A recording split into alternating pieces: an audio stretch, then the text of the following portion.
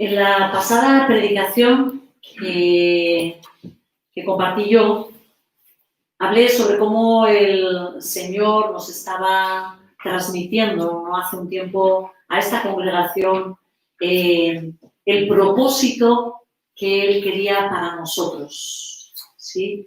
Y ese propósito, en su momento expliqué que estaba reflejado en el libro de Lucas, ese Evangelio de Lucas, abrimos el capítulo 4, en el cual Jesús está hablando y leyendo una profecía que corresponde al libro de Isaías, ¿vale? Aquí tenemos a Jesús haciéndose, identificándose, como que esta profecía se cumplía en él. Así que leo los versículos 18 y 19 del Evangelio de Lucas. Dice: el Espíritu del Señor está sobre mí, por cuanto me ha ungido para anunciar buenas nuevas a los pobres. Me ha enviado para proclamar libertad a los cautivos y dar vista a los ciegos, a poner en libertad a los oprimidos, a pregonar el año del favor del Señor. Entonces, al decir que entendíamos que esta cita, ¿no?, de Lucas o Isaías, está también en Isaías, era el propósito al que el Señor nos llamaba, de aquí deducimos que hay varios ministerios a los cuales el Señor nos está llamando como casa de oración, ¿vale? Y hicimos una lista. Entendíamos que el Señor, en primer lugar, nos llama a anunciar las buenas nuevas a los pobres, y ese fue el tema que principalmente traté, creo que es hace 2 semanas. En segundo lugar, nuestro ministerio consistiría en sanar a los quebrantados de corazón, esa es la expresión que usa Isaías, o poner en libertad a los oprimidos, que es como lo expresa en Lucas, ¿no? En tercer lugar, nuestra labor va a ser la de proclamar libertad a los cautivos. En cuarto lugar, dar vista a los ciegos. Y en quinto, proclamar el año del favor del Señor. Entendemos que el Señor nos está llamando a esto, ¿no? Y aquí hubo gente que escuchó la predicación cuando yo compartí hace 2 domingos, sí, ¿no? Haremos algunos, vale, porque voy a preguntar, ¿vale? ¿Os acordáis que yo hablé de que había 2 acontecimientos que habían sido claves en la vida de Jesús, que habían ocurrido justo antes de que Jesús toma estas palabras y las hace suyas, las declara como profecía sobre él? ¿Quién se acuerda cuáles eran esos 2 acontecimientos? El bautismo de Jesús y la tentación. El bautismo y la tentación. Y reflexionábamos y deducíamos que nosotros también vamos a necesitar ser pasados por ese bautismo y por ese tiempo de prueba o tentación, no viene a ser la misma palabra, ¿no? Comentamos cómo nosotros necesitaríamos también que el Señor nos alinee nuestro corazón con Él. ¿Os acordáis cuál es la declaración que el Padre, la voz del Padre que surge desde los cielos? ¿Qué es lo que le dijo a Jesús cuando Él sale de las aguas? Este es mi Hijo amado, Valera lo traduce, en quien tengo complacencia, ¿no? Versión internacional dice en quien me complazco, ¿no? En quien me complazco. Así que entiendo que nosotros tenemos que pasar también por ese proceso de complacer a nuestro Dios. Porque ¿cuál era la consecuencia? Cuando Jesús termina su bautismo, Él llegó a estar, dice la palabra, lleno del Espíritu Santo. El Espíritu lo lleva al desierto. Pero ahí nos espera la prueba. Que yo estoy convencida de que el Señor está ya trabajando con nosotros, con Casa de Oración. ¿Sí? Entre dificultades, luchas personales, ¿verdad? El Señor nos está confrontando también a esa prueba, ¿verdad? ¿Y cómo decíamos que Jesús salió cuando terminó esa prueba?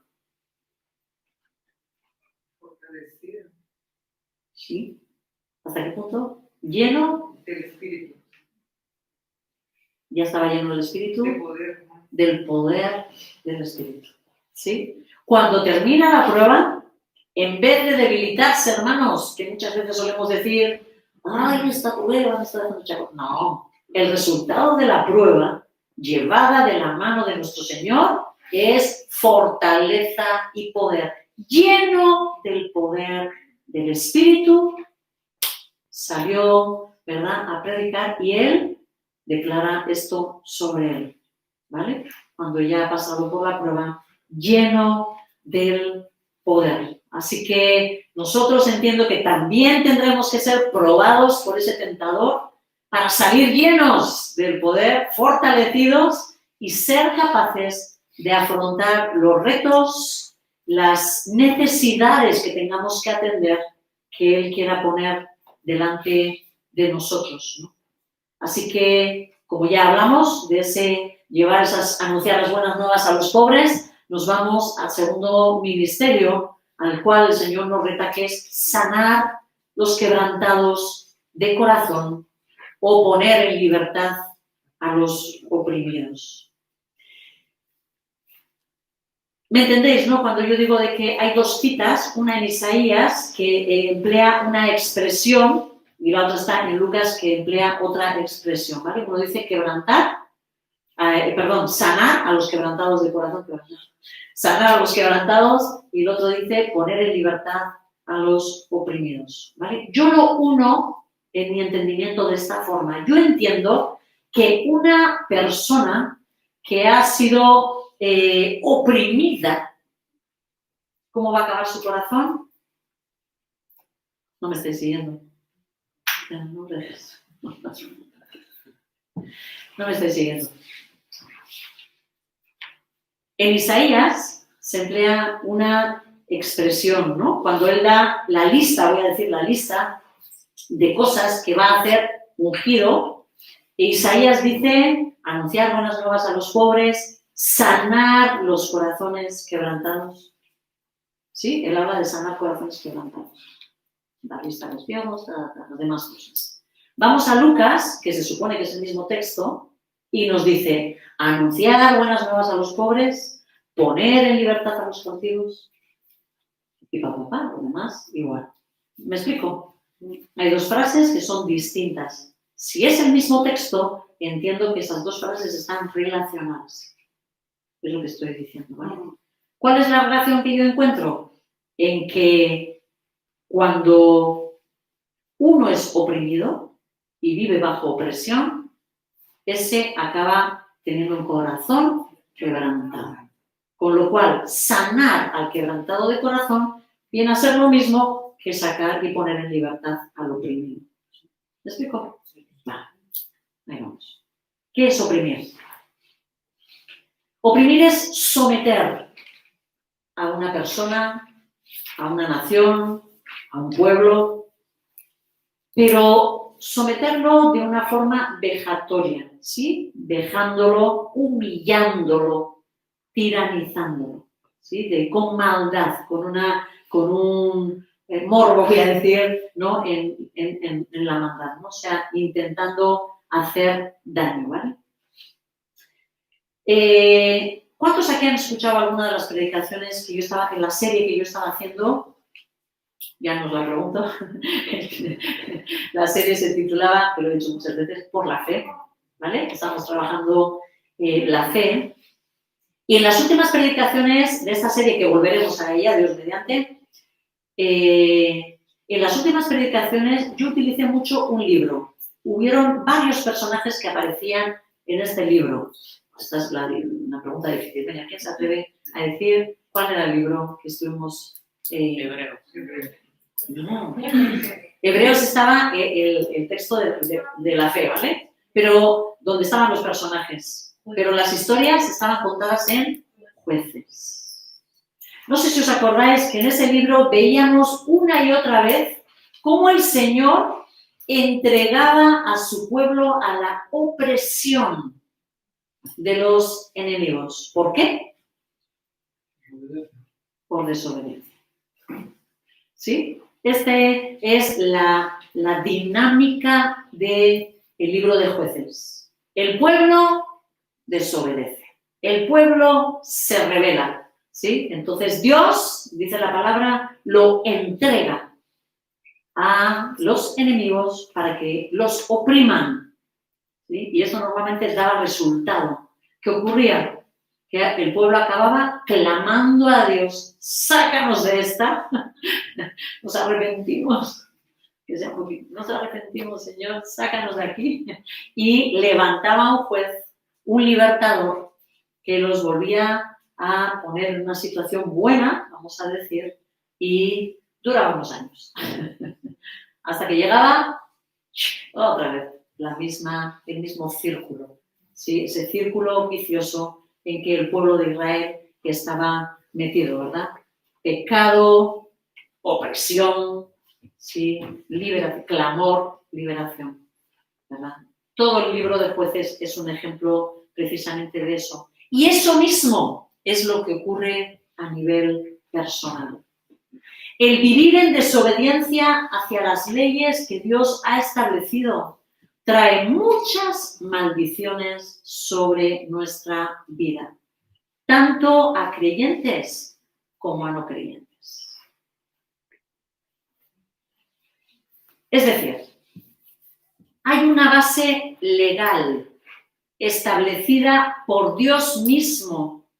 Estoy hablando de algo que Dios ha establecido, que son sus normas, que el enemigo va a usar muy astutamente para oprimirnos. Dios ha estipulado una serie de decretos de maldición contra todos aquellos que quebranten sus leyes y sus estatutos. Diríamos de alguna forma como que es el castigo, ¿no?, que nos merecemos cuando quebrantamos una norma. ¿Sí? Y a nosotros se nos supone que nos esforzamos más que nadie, porque encima las deberíamos de conocer, las normas, ¿verdad? Entonces, a nosotros se nos supone que nos esforzamos más en ellas, ¿no? Como dice la palabra, Satanás ocupa en toda esta película un papel muy importante. Vamos a leer en Apocalipsis, el capítulo 12, el versículo 10, que en la segunda parte del versículo 10 le vemos aquí, ¿no?, a Satanás. Se está proclamando de que Jesucristo es vencedor. Él ha tomado autoridad, dice, ¿sí?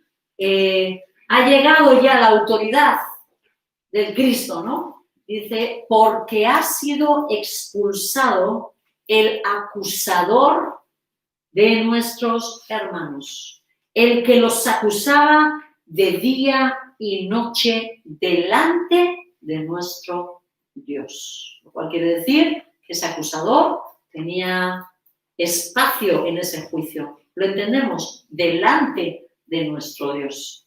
¿Sí? No es que mandaba cartas. Delante de Dios acude con lo que es la acusación, ¿no? Si nosotros pensamos en un juicio, ¿quiénes son los elementos que suelen aparecer? Vamos a... O si lo habéis visto o habéis visto alguna película. Venga, ¿quién suele estar? El juez, presentado ahí. Los abogados. El fiscal. ¿Sabéis quién es el fiscal? El fiscal es el acusador. Este es el papel de Satanás.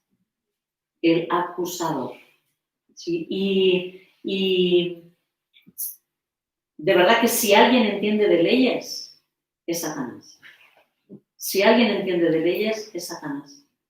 ¿No? Que alguno dice, no, yo me sé la palabra. La palabra se la sabe Satanás de pe a pa.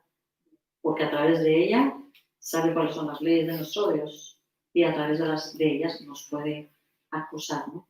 Mirad, encontramos esta imagen de juicio, ¿sí? En el libro de Zacarías, en Zacarías 3, en el versículo 1, encontramos ahí a Josué, ¿vale? Lo están juzgando a Josué.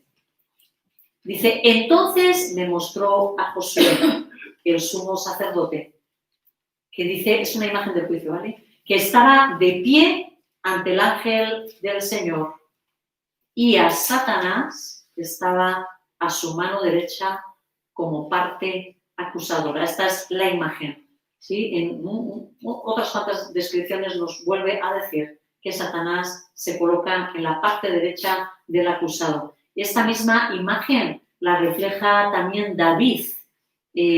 Hay muchas partes de los salmos en los que encontramos la imagen del juicio, ¿vale? Si estamos atentos, vais a ver. En el Salmo 109, los versículos 6 y 7, aquí está David maldiciendo, lo voy a decir así, maldiciendo a alguien que fue su oponente, ¿vale? Está pidiendo orden, está pidiendo juicio. Lógicamente, él ha sido dañado y está expresando esto. Versículos 6 y 7. Dice él a Dios, clama a Dios, pon en su contra a un malvado, que a su derecha esté su acusador. Ha-Satán es en hebreo, ¿no? Que resulte culpable al ser juzgado y que a sus propias oraciones lo condenen. Así que cuidado con lo que hablamos y lo que oramos. A lo que voy es a la imagen, ¿vale? Del juicio. La opresión que el enemigo ejercerá buscará afectar toda nuestra alma. ¿Sí? ¿Qué elementos están en el alma? ¿Qué es lo que el alma abarca? Así de paso vamos. ¿Qué abarca el alma? ¿Cómo? Los pensamientos, la mente, los sentimientos, el corazón. La emoción. El corazón, sí, como los sentimientos. Y la voluntad. ¿Sí? Voluntad, razón, sentimientos. Todo eso está en el alma. ¿Sí? Mi alma se aflige, mi alma te alaba, pues cuando ya sale de mi voluntad, de mi razón y de mis sentimientos, ¿verdad? Y la opresión del enemigo, la realidad es que nos va a buscar por el sitio donde pueda, ¿no? Incluso ya no solo en el alma, sino sabemos que también en el cuerpo, ¿verdad? Ya en Génesis vemos que cuando Adán y Eva pecaron, se activó algo. ¿Quiénes están en alguna célula, en alguna de las reuniones que hacemos en casa y estamos estudiando este libro? No sé si habéis llegado a esta parte, cuando se está hablando de qué sentimientos se despiertan en Adán y Eva cuando entra el pecado. Sí. La razón. ¿Cómo? La razón. La razón. Sí, bueno, activaron, ¿verdad? Quisieron tomar de ese árbol, ¿no? Pero ¿qué es? La vergüenza, el temor, la culpa. ¡Ay! No. ¡Ay! Que sé que viene Dios. Me voy a esconder, ¿verdad? Me voy a esconder. Comienza el temor. Llega el hijo de Adán y de Eva, ese Caín, viendo que Abel ha ofrecido sacrificios mejores. ¿Y quién trae? La envidia, celos, odio, rabia, depresión. ¿No? ¿Por qué andas cabizbajo?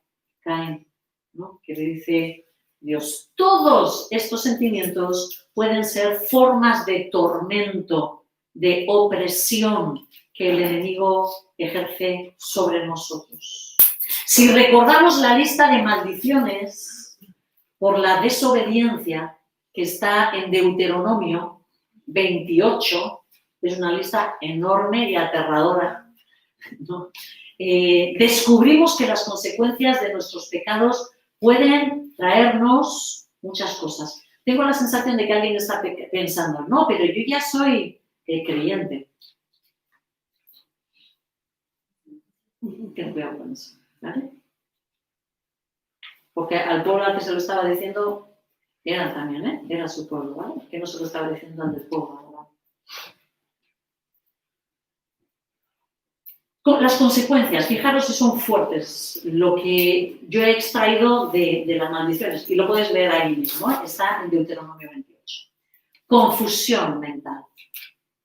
Fracaso en todas las cosas que emprendas. Ruina. Pobreza. Estar siempre con deudas. Plagas. Falta de prosperidad de nuestros trabajos. Enfermedades de muchos tipos, locura, delirios, problemas en las relaciones de pareja, problemas con los hijos, sufrir paranoia, angustia constante, falta de descanso por la noche, etcétera, etcétera. ¿Sí? Si te quieres tomar el trabajo y lees Deuteronomio 28. ¿Vale? Y ahí lo vas descubriendo. Y fijaros que además de todas estas formas de tormento y de opresión, además la desobediencia o las maldiciones que conllevan, que trae la desobediencia, también nos puede llevar al cautiverio, que eso lo trataremos en otro momento, ¿vale? Dice el versículo 48. De Deuteronomio 28. Serás esclavo de los enemigos que el Señor enviará contra ti. ¿Que quién enviará? Vuelvo a decirlo. ¿Quién enviará a los enemigos? Que el Señor enviará contra ti.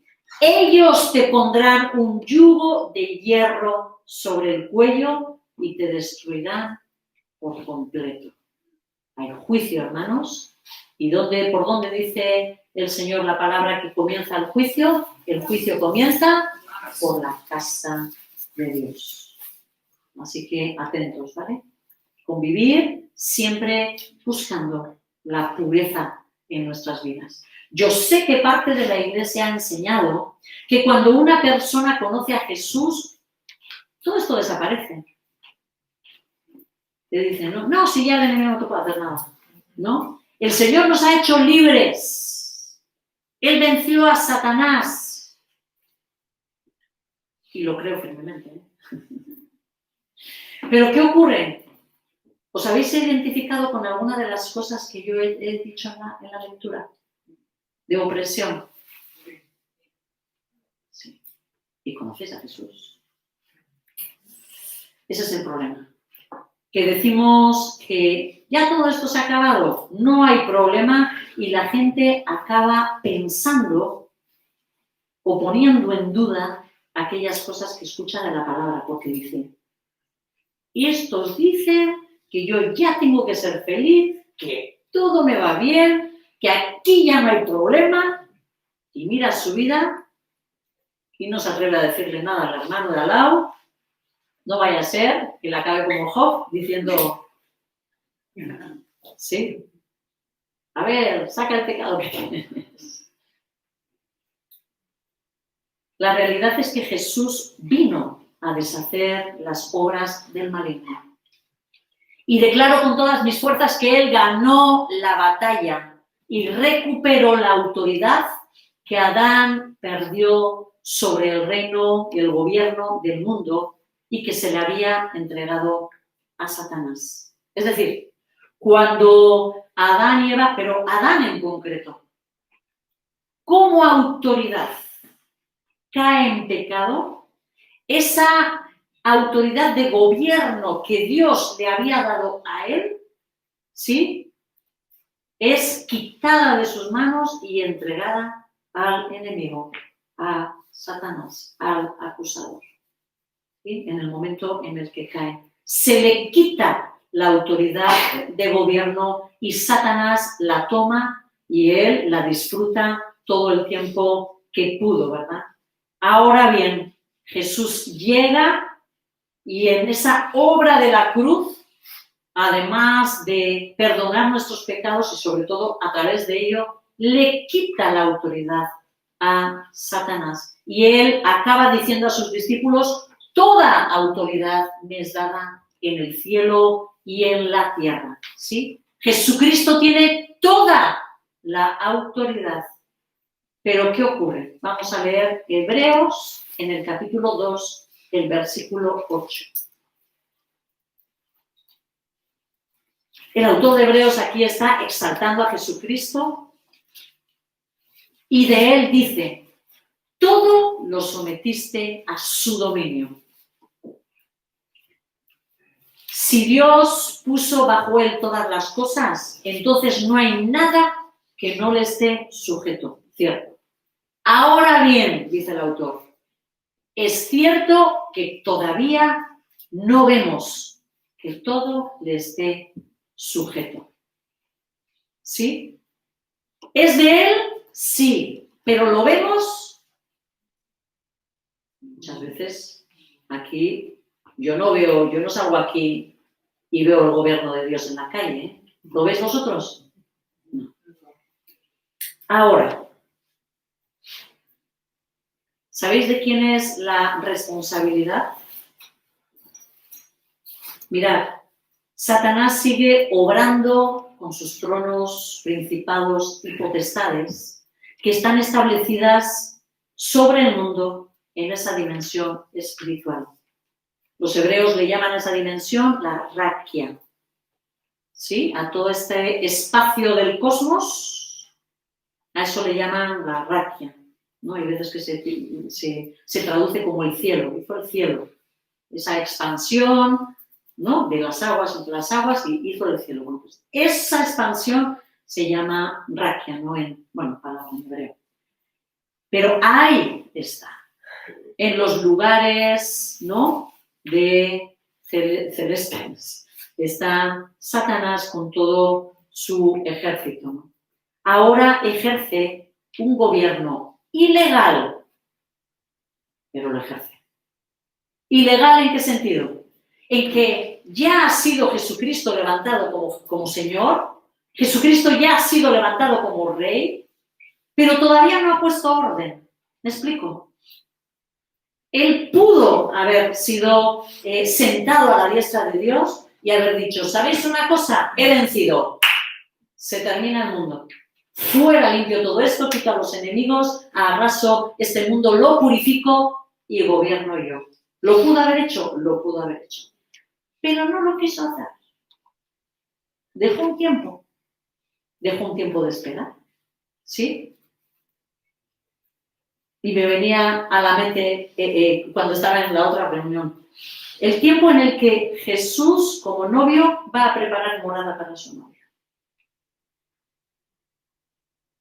Él deja un tiempo, no porque no tenga la autoridad, sino tiene un plan, está preparando algo para nosotros y él espera a que su enemigo dé esas coletadas que él siente que todavía puede dar, ¿no? Porque el fin está cerca. Mirad, ¿sabéis a quién entregó Jesucristo la autoridad que le arrancó a través de la cruz a Satanás? ¿Quién creéis que tiene la autoridad? La Iglesia. ¿Quién es la representación de Jesucristo en este mundo? La Iglesia. ¿Quién es el cuerpo de Jesús en este mundo? La Iglesia. Nuestra cabeza en los cielos.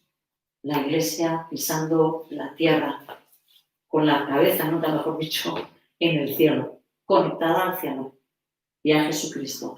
Nosotros tenemos autoridad. ¿Vosotros creéis que nosotros como Iglesia estamos ejerciendo el gobierno que deberíamos de hacer? ¿No os atrevéis a mover la cabeza ahora? Es nuestra responsabilidad, hermanos, y no lo estamos haciendo. El mundo no está viendo ni quién es Jesucristo y menos que es el que gobierna el universo. Por eso en este país blasfeman continuamente. ¿Sí? Y se ponen por encima, diciendo esa expresión tan fea que a todos nos rechina los oídos cada vez que la escuchamos. No saben lo que están haciendo. No saben lo que están haciendo. No saben lo que están haciendo. Pero ¿sabéis una cosa? Que ellos no saben lo que están haciendo porque la Iglesia se ha callado. Porque ni tú ni yo lo hemos dicho a casi nadie. Porque nosotros no estamos ejerciendo el gobierno que nosotros somos responsables de ejercer. Esa es la realidad. Y el Señor se ocupa de nosotros. De ellos también, pero de nosotros también. Pero de nosotros también. Somos responsables del gobierno de este mundo y no lo estamos haciendo, hermanos. No lo estamos haciendo, hermanos. No lo estamos haciendo. Si difícilmente, perdonadme, pero si difícilmente estamos gobernando nuestra propia casa. Varones, que no se tenga que reír el enemigo de decir dónde estáis, pero yo aquí así lo siento. Que de dónde están. Dios se ríe.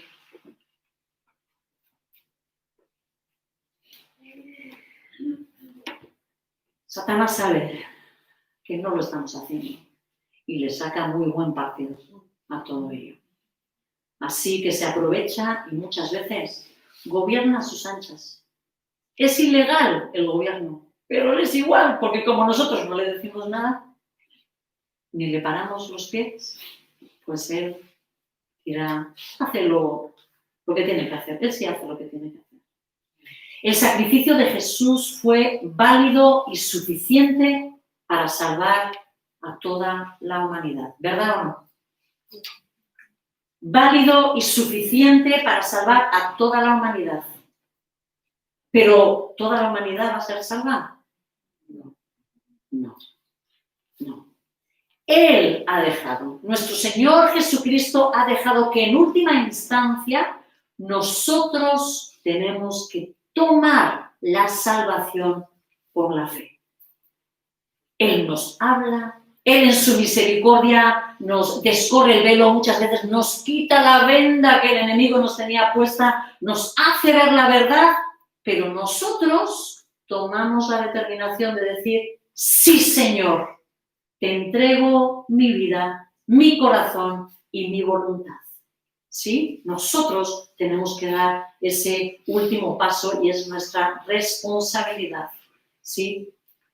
De igual manera, el Señor ha vencido, el Señor ha destruido las obras de Satanás, pero Dios ha dejado que nosotros nos adueñemos de esa libertad, ejerciendo autoridad sobre ese enemigo y lo que él ha establecido en nuestras vidas. Si nosotros cerramos los ojos, lo mismo que estamos haciendo por la calle, tal cual, así vamos a quedar llenitos de opresión, porque no tenemos ni idea de qué tenemos que hacer con ella. Sí sabemos, tomamos pastillas.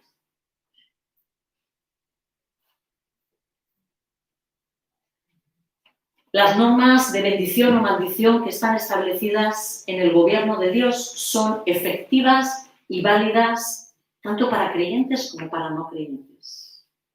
Tanto para sus hijos como para los que no son. Así que en el nombre de Jesús no te engañes pensando que si eres creyente no te puede pasar nada. Muchas veces recurrimos a las promesas de Dios de protección,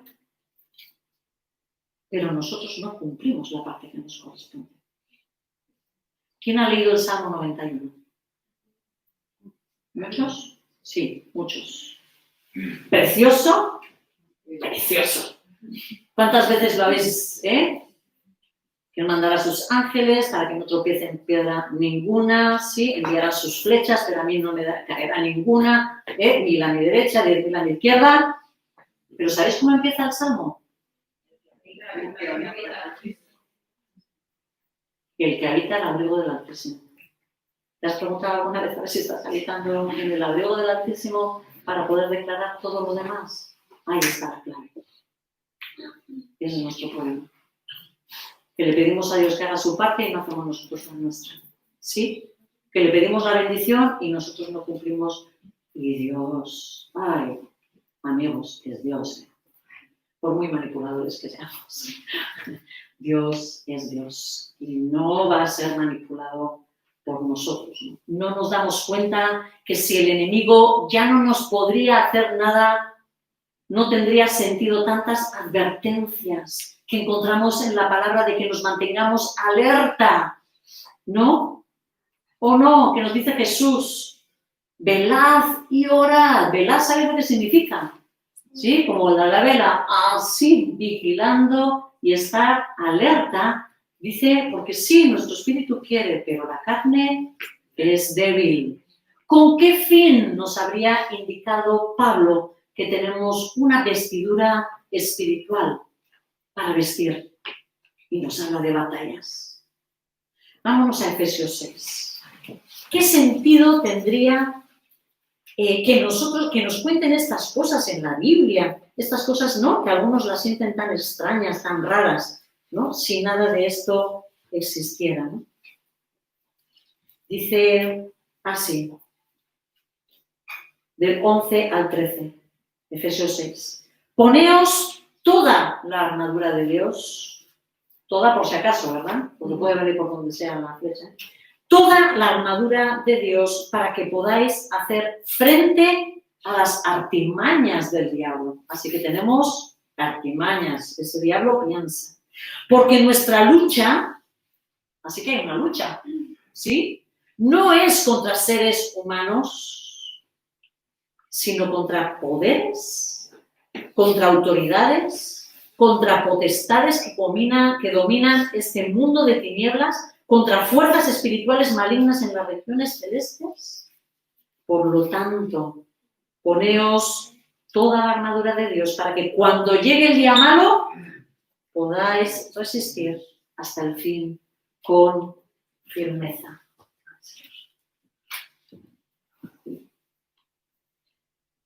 Pablo es claro en esto.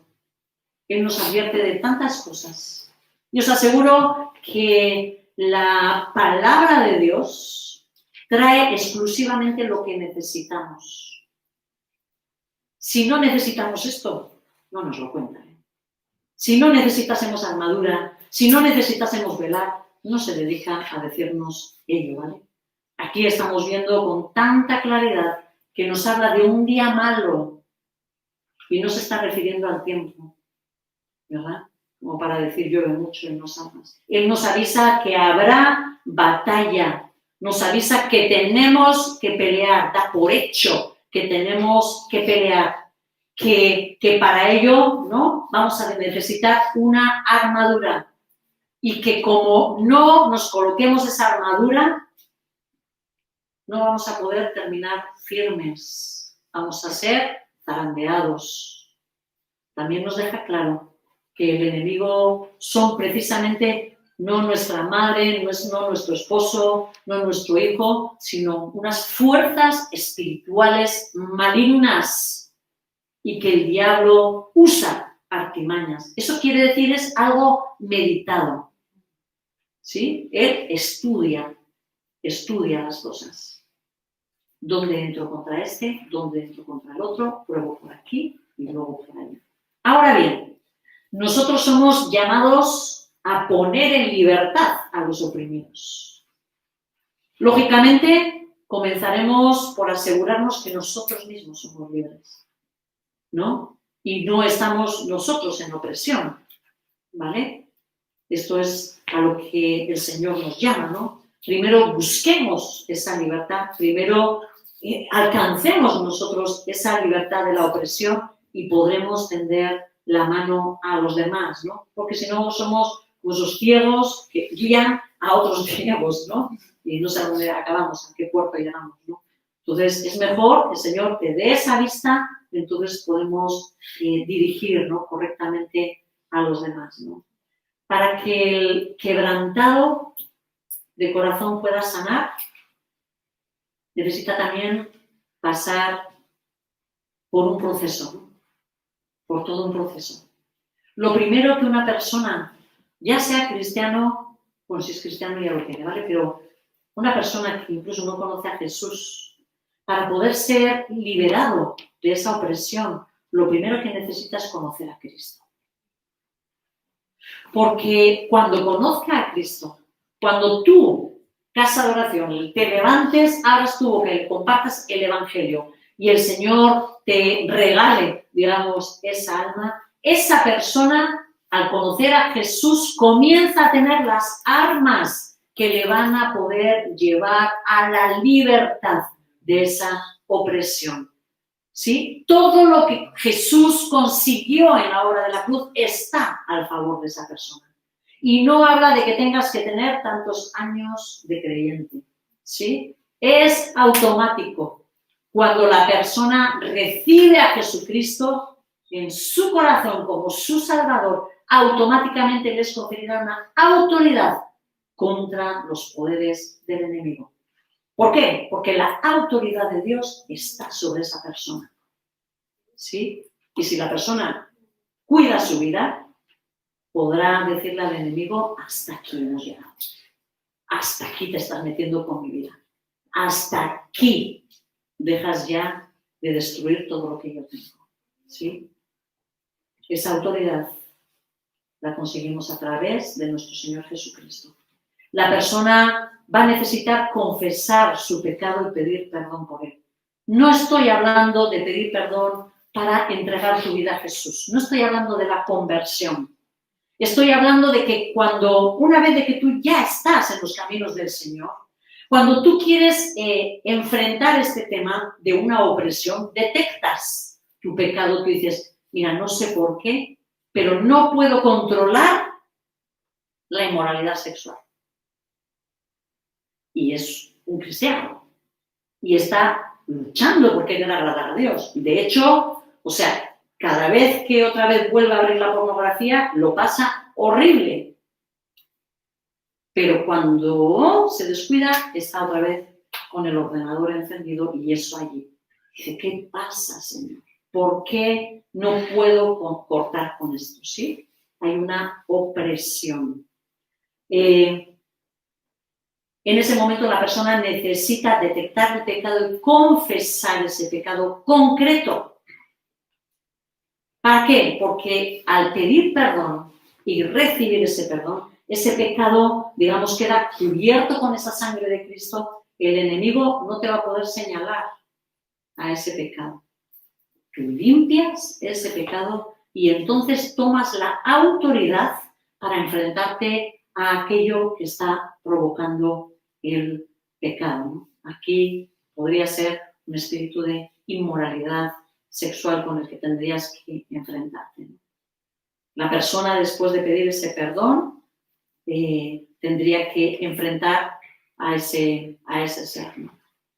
Es responsabilidad de la persona después mantener la limpieza. ¿Os acordáis de cómo Jesús explica, ¿no? Y dice que si tú sacas a ese hombre fuerte de una casa, el hombre más fuerte, que es Jesucristo, le saca al hombre fuerte de una casa, dice que ese espíritu vaga, ¿no?, por el desierto y va buscando un lugar en el que vivir. Normalmente los espíritus son seres, ¿no?, pero que no tienen ellos cuerpo, ¿vale? Por lo cual, como dice espíritu, la palabra espíritu es aliento, ¿vale? Entonces necesita un cuerpo donde vivir y normalmente va a ser una persona lo que busque, ¿vale? Puede ser otra cosa sin meternos. Va a buscar personas. En general va a buscar personas, ¿vale?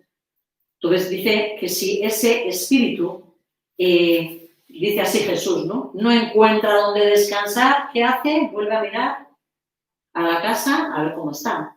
¿Puedo entrar? No se me toca la puerta. Basta con que tú hagas así a la manilla, hace ¡pum! Y entra, ¿sí? O sea, tenemos que vigilar. ¿Cómo va a entrar otra vez? A través del pecado, a través del pecado. En la mínima que tú empieces a activar otra vez tu mente cómo me gustaría aquella tía que vi, pam, pam, pam, pam, pam, y empiezas otra vez a activar las imágenes y ya empiezas a pensar, ¿qué hago? ¿Vuelvo a abrir? Cuidado, porque ya has empezado a darle vueltas al tema, ¡pum! Te dijo, hola, ya estoy aquí. Sabía que me ibas a echar de menos. Sí. Hacen estragos, hacen estragos. El creyente tenemos la responsabilidad de montar guardia. El creyente tenemos la responsabilidad de echarlos de esta casa, que no es suya, porque ahora queremos que esta habitación pertenezca sola y exclusivamente al Espíritu Santo. Y hay que echarlos fuera, ¿sí? Para que esto esté templo, que pueda ser llenura del Espíritu Santo, ¿verdad? Pero hay una batalla que hacer, hermanos. Y después, mantener guardia y velar, ¿sí? ¿Qué suele ocurrir? Muchas veces vuelve. Así que nuevamente, en lo más rápido posible, vuelvo a confesar ese pecado y vuelvo a confrontar a eso que ha entrado, ¿no? Ese espíritu que vuelve a tomar presión.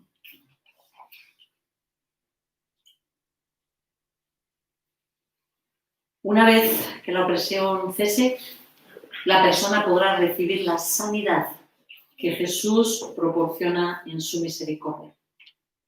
A veces, hermanos, suele tratarse de un proceso largo, ¿no?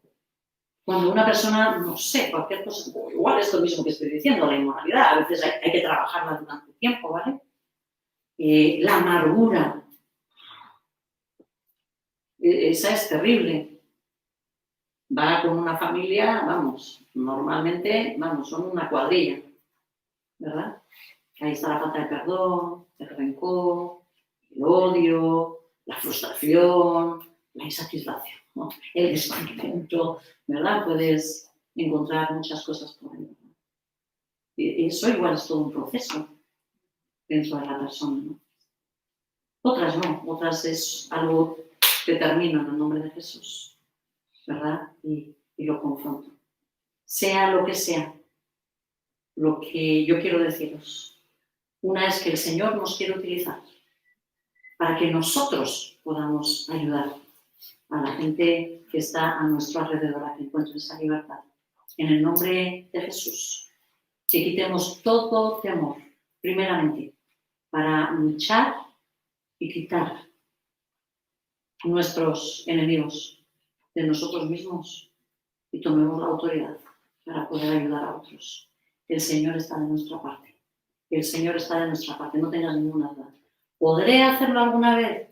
Si tú determinas que quieres, yo te digo que junto con Jesucristo puedes. Señor, y estamos agradecidos, Dios. Señor, de ese llamado que tú nos has hecho. Señor, clamamos que sigas limpiando esta congregación, que sigas ayudándonos a cada uno, Señor, ¿no? De mirar nuestra vida, Señor, y de querer arrancar todos aquellos pecados, Señor, ¿no? Que están estorbando, Señor, que están trayendo tantos males, Señor, que sentimos que arrastramos, ¿no? Tantas tristezas, tantas angustias, tantas pobrezas. Señor, en el nombre de Cristo Jesús, danos el valor de gobernar nosotros y no dejar que ese enemigo siga gobernando en nuestras vidas, en nuestros cuerpos. Sí, Señor, llena de valor a esta congregación. Por favor, abre nuestros ojos espirituales. En el nombre de Cristo Jesús. Amén. Amén.